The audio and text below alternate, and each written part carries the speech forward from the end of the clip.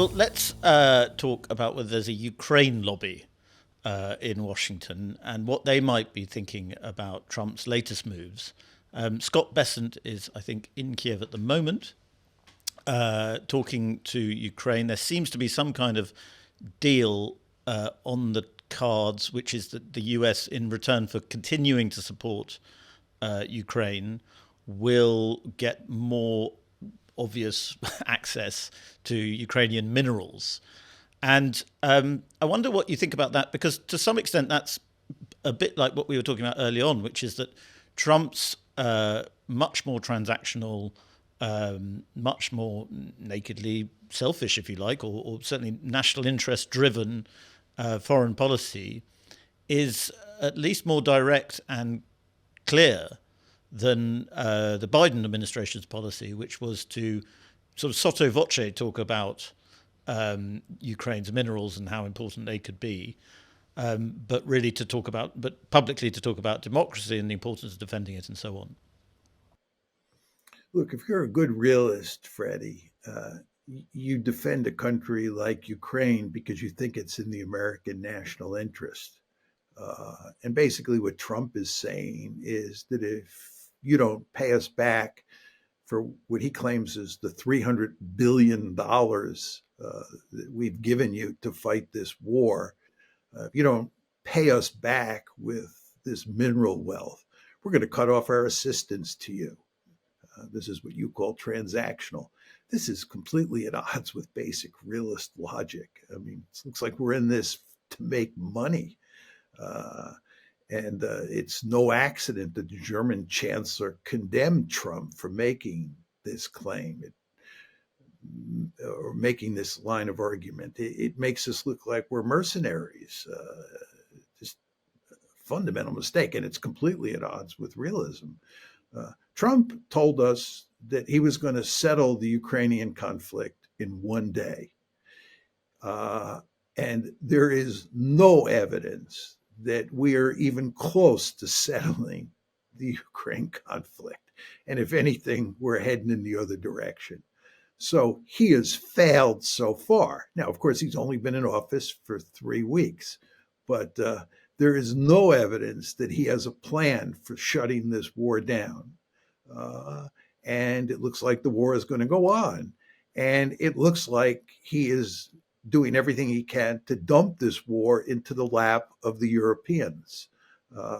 And it looks like the Europeans are coming to recognize that they don't have any choice but to accept much more of the burden of dealing with this war.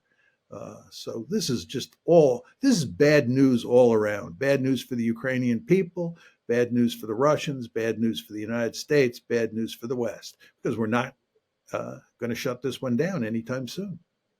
If it isn't realism, what is it? Is it mercantilism? Is it, I've seen people calling it national capitalism? Is it something new entirely? I don't know. It's just Trump sowing chaos. It's hard to say. As I've said a few times here, I'm not exactly sure what Trump is up to.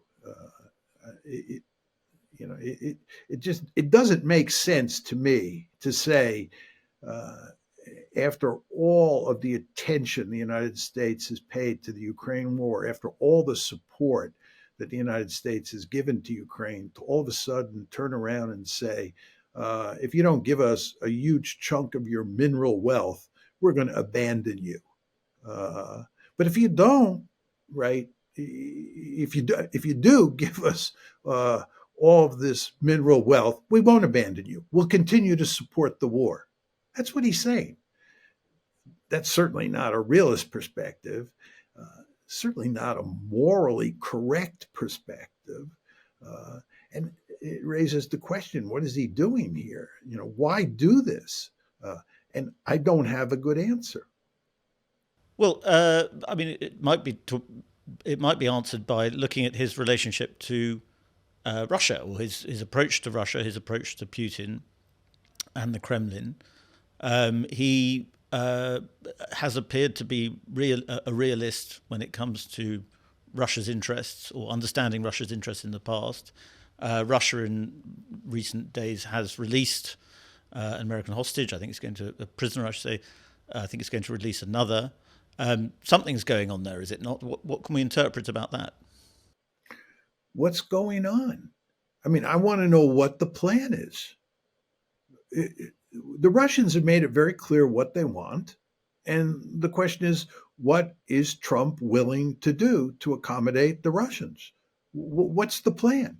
There's no evidence they have a plan. Uh, there's no evidence there are any meaningful contacts between the Russians and the Americans for purposes of shutting this war down. Uh, so I don't think that releasing some prisoner makes any difference at all. The question is, what is the deal? What does Trump think he can do to shut this war down? And there's no evidence that the administration has the foggiest idea how they can shut this war down. And instead, Trump has been saying outrageous things about the Russians that are, if anything, designed to erode trust between the Russians and the Americans. And there's not very much trust to begin with. But, he says that the Russians have suffered 1 million deaths, which is a ludicrous claim, that their economy is in shambles, which is another ludicrous claim. And he says that he's going to do Putin a favor by shutting this war down for him. That we're going to do Putin a favor.